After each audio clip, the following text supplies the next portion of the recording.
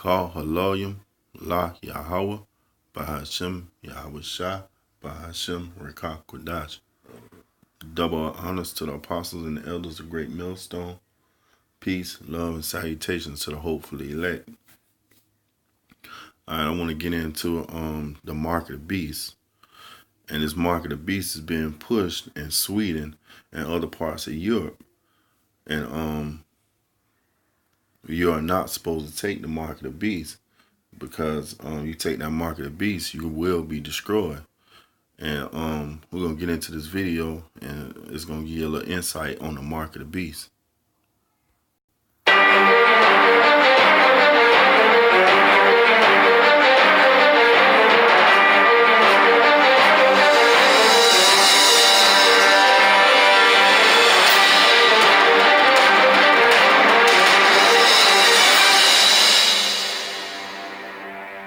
Welcome back again, everyone. It's Dina Calmetti here with CWW7 News. And for today's broadcast, I wanted to bring you an update concerning RFID chips.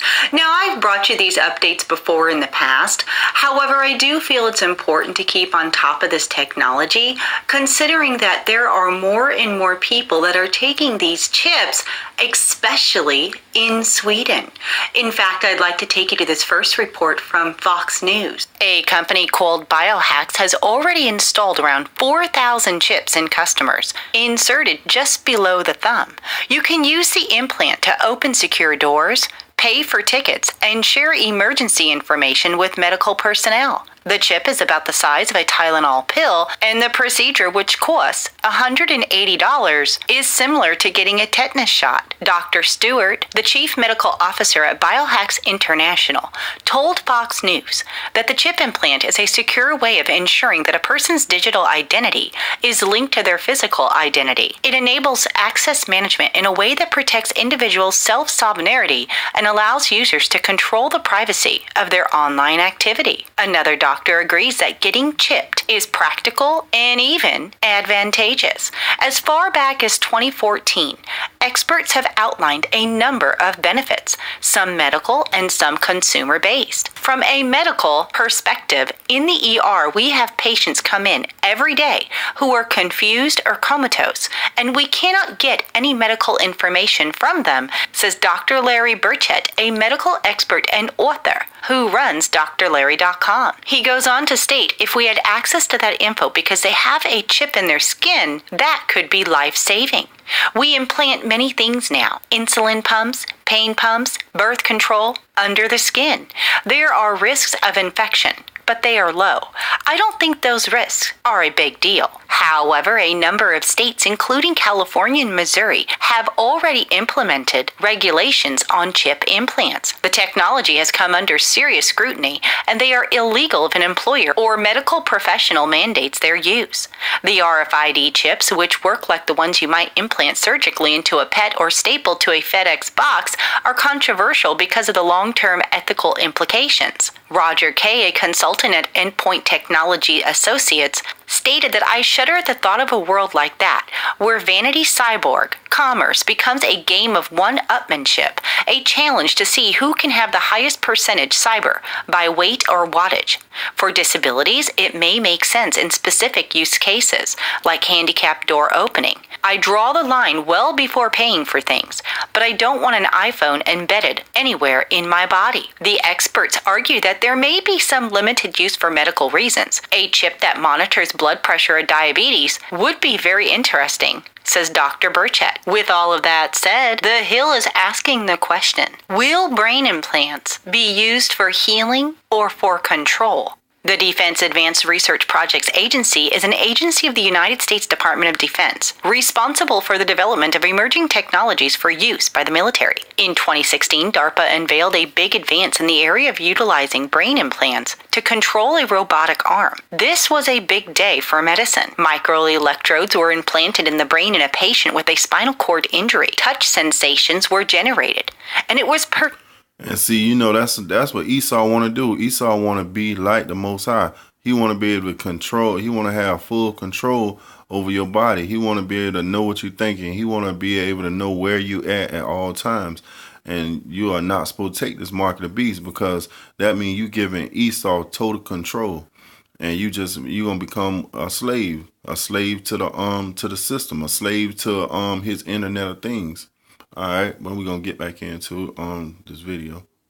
Perceived they were coming from the paralyzed hand. These sensations could be varied in intensity to fit the stimulus. These results are being extended to civilian use, and they bode well for future of brain-controlled robotics. DARPA also expanded its program to develop brain-machine interfaces for the expressed goal of restoring sensation and effective neurological therapies in wounded soldiers. NESD includes a $65 million Pentagon grant and involves research at Brown and Columbia universities. Last year, Philip Aveda, founding NESD program manager, announced the goals of the program to develop advanced neural devices for precision sensory interface for their therapeutic applications. By increasing the capacity of advanced neural interfaces to engage more than 1 million neurons in parallel, NESD aims to enable rich two-way communication with the brain at a scale that will help deepen our understanding of that organ's underlying biology, complexity, and function. Deepening our understanding of neurobiology is an important goal, but the term two-way communication is cause for some concern. It is one thing for brain implants to be used therapeutically to connect the brain to a robotic replacement arm, but what about the potential for abuse? With reverse input into the same device being used to control a soldier's behavior in combat, Congress has currently stated the need to both support and monitor DARPA's progress and purposes, but it is unclear how to properly regulate DARPA's goals of enhancing human capabilities. Clearly, improving brain function, including memory, will give competitive advantage, which any military wants.